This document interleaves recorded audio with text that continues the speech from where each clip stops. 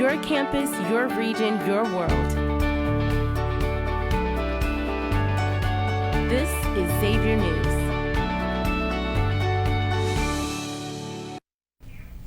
Hello everyone, I'm Courtney Sprouse. And I'm Amari Miller. We are so excited to welcome you back to the Xavier News.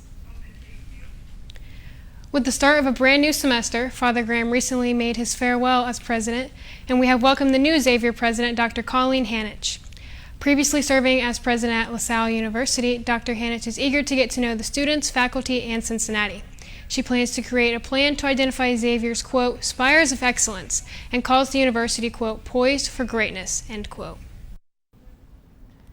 Shortly after the start of the new semester, Xavier has taken its next step in the fight against COVID-19.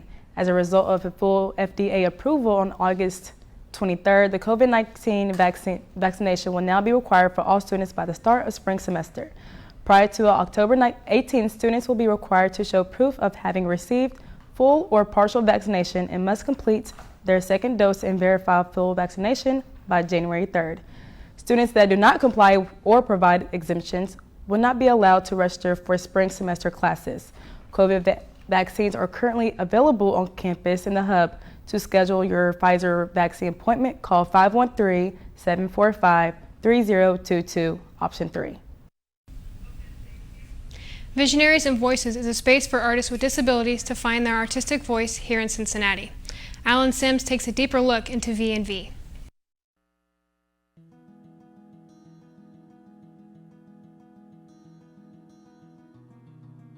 In 2003, Visionaries and Voices was actually formed as a nonprofit. We started out in Essex Studios and just providing place for any artists, especially those with disabilities who are supported through the county or the state, to have free studio space to create their work, opportunities to exhibit their work, to collaborate with other artists in the communities, and then we also allow them to be able to sell their work. So it's been an exciting thing, and it's been around since 2003. The best art piece, last work I made, was basically the self-portrait of me, and then another self-portrait of me in a Red Bull caricature style. So my favorite thing about making art is the colors and the materials, how the way they work and have movement and more inspiration, and the titles of the names of the pieces that you're working on, and mostly when you're in the zone, you just keep moving with the rhythm. 5 years, I foresee us in more museums, such as this Contemporary Art Museum. I feel like that would be a really great fit for us. I could also see more murals going over Cincinnati, like we've done at Growing Trade and Deeper Roots Coffee. We're gonna blow up. You're gonna see us everywhere because our art reaches everyday people, not just the high class level of artists. We have a teaching artist program. It's called TAP for short, and we have education staff who train various artists to learn how to make lessons plans, how to speak publicly, and interact with students in the greater Cincinnati area. And so after the artists go through this rigorous course, they get a certificate that they're able to teach, and they can go out to different classrooms in the area and they get paid. So it also becomes workforce development. We are helping artists earn a living, getting paid to teach art to different schools in town, and it's really nice for the children to be able to see adults who have various developmental disabilities able to be a contributing member of the community and in teaching, and just seeing the pride that the artists have that they're a teacher and they're able to help kids create. They really enjoy it. Visionaries and Voices has a website. You can Google us. Visionaries Plus Voices is how you find our website. And there is a contact information on there where you can either email or it shows our phone number, how you can show that you're interested in coming to the studio and to speak to one of the coordinators or directors to start coming to the studio and beginning your own work.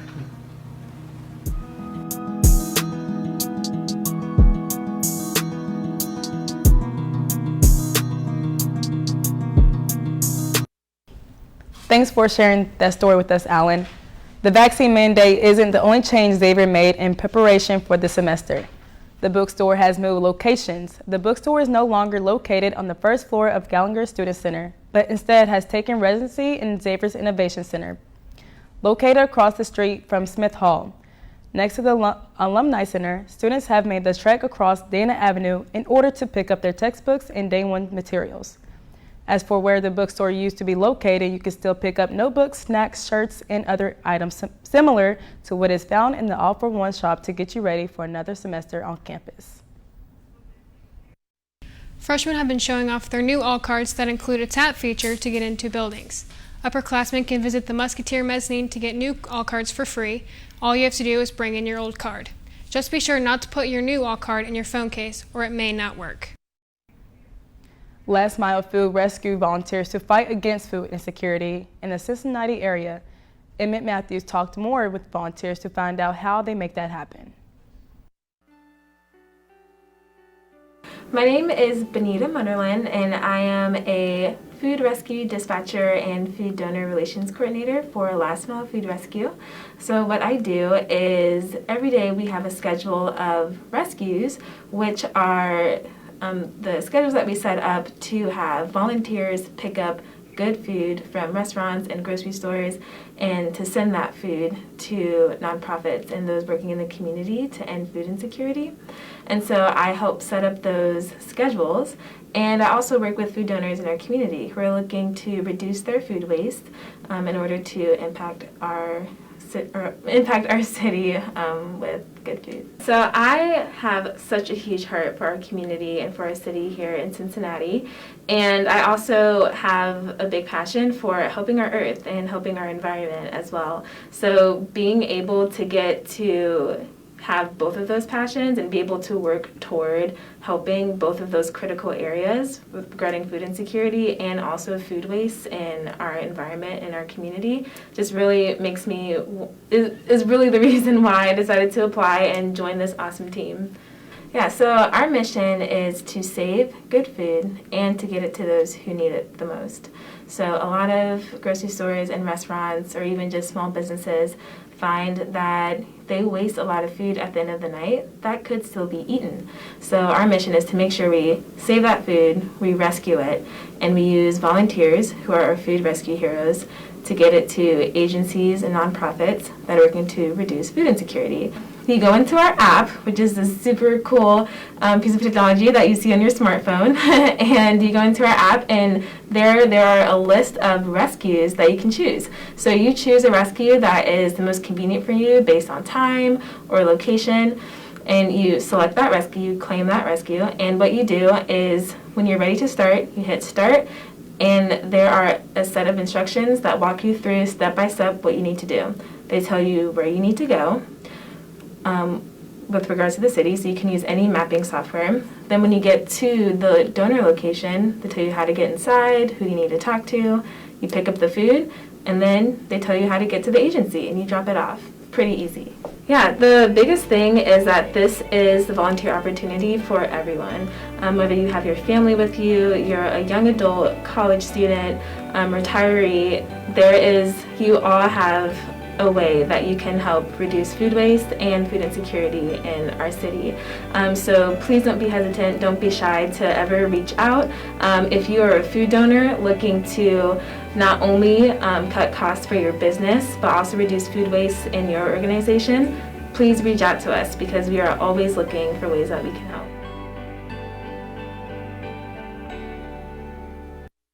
On a more serious note, white supremacist group Patriot Front has once again vandalized Xavier's campus with signs and stickers. This is unfortunately not the first in a series of attacks, but the first dating all the way back to January of this year, when the group / Bellarmine Chapel's Black Lives Matter banner. The SGA released a statement announcing an investigation into this most recent act of hate, along with a promise of increased security and surveillance to prevent future attacks. Saturday will mark 20 years since the 9/11 terrorist attack on the Twin Towers. The National September 11th Memorial Museum will hold an anniversary commemoration ceremony for those who lost their lives on that tragic day. The commemoration will include reading the names of those who have lost their lives by family members and holding 6 moments of silence for when each of the towers were hit and collapsed, and also for the attack on the Pentagon and the crash of Flight 93. The ceremony will begin at 8:30 a.m. and is expected to close around 1 p.m. The Justice Department is suing the state of Texas over the controversial 6-week abortion ban, calling it unprecedented and clearly unconstitutional. This comes a week after Texas shocked the nation by banning abortion after 6 weeks, ignoring the constitutional statute of Roe v. Wade in seeming defiance of the U.S. Constitution. The Mill Creek Alliance works to restore and maintain the water quality of the Mill Creek. Maddie Agresta talks to the team about what makes MCA so important.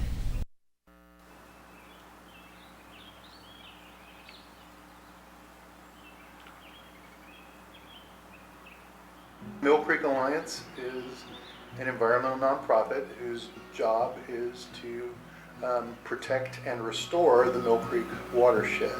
Historically, the Mill Creek really was so imperative to Cincinnati's becoming what it is today.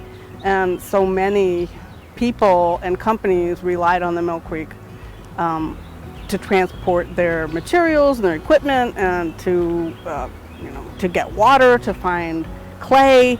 Most of the big industry in Cincinnati grew up on the Mill Creek, and the Mill Creek suffered greatly as a result of all that activity. 25 years ago, this creek was really in bad shape, and there was no fishing or recreation, there was no swimming, there was no reason to go in the creek or near the creek. A lot of kids will tell you that that's what their parents said. In the 1990s, 1997, American Rivers named Mill Creek the most endangered urban stream in North America. It was so heavily polluted. And our group formed in those years, in the mid-90s, and were crazy enough or brave enough to think that they could do something about that. Now, what we do here in the lab is we take a couple of pH readings and we average them, and that's to eliminate some of the error of just doing one reading. And we would do this same sample on 58 different sites on an individual Saturday between March and November. We collect 9 samples per year, and then we do a mean, and we use that to determine if the stream is getting better or worse in terms of pH. And I can also go to individual streams and see if there's any problems with pH, and then we can try to figure out what's going on. We have so many programs that we would love to have people involved with. We're always looking for more education volunteers, more paddling volunteers, more service learning volunteers from schools, and both high schools and colleges. A lot of the people who do participate or who volunteer do it because they care about the environment and passionate about water, about equitable distribution of healthy water. So it's fun when people can follow their passions. If you can restore the Mill Creek, if you can bring that back, you can restore any stream anywhere. If we can do it here, it can be done anywhere in the country, as long as people are willing to put in the effort and supply the funds. It's important because it's our creek and it's in our neighborhood. And I'm not saying we shouldn't take care of the planet, because I believe we should take care of the planet.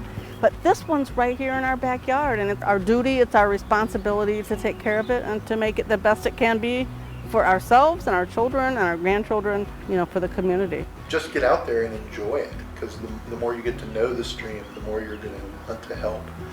If we don't change what we do, and we do what we've always done, we're going to get what we always had, and that's dirty water.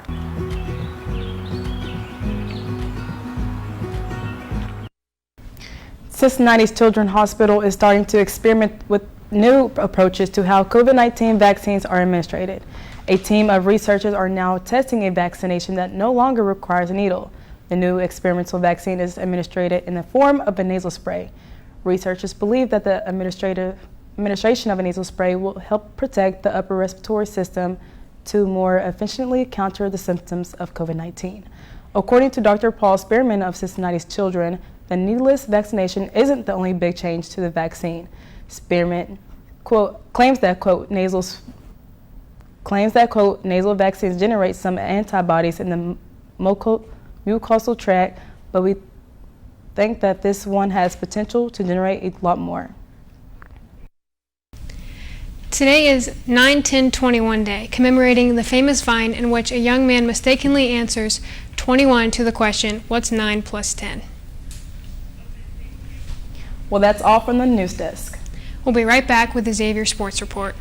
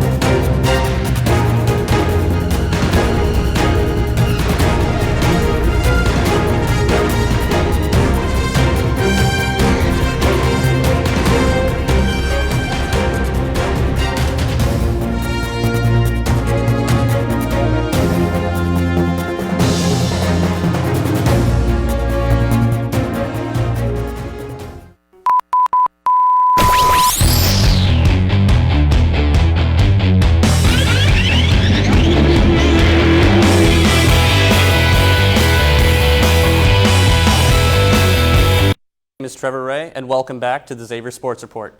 Let's jump right in with Xavier Soccer.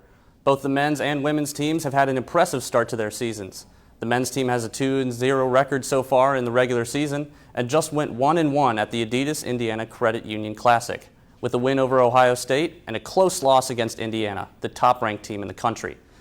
The women's team beat Ball State yesterday to improve their record to 6-0, the first time they have had a record of 5-0 or better since 1997.